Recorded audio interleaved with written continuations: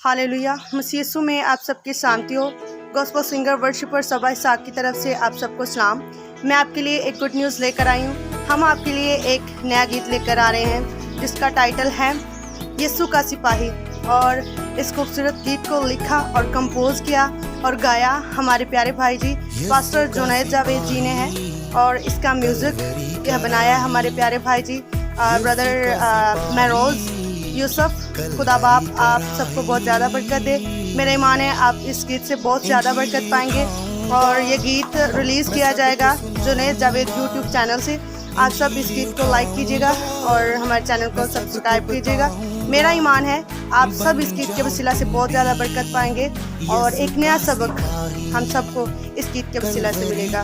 खुदा आप सबको बहुत ज़्यादा बरकत दे। आमीन।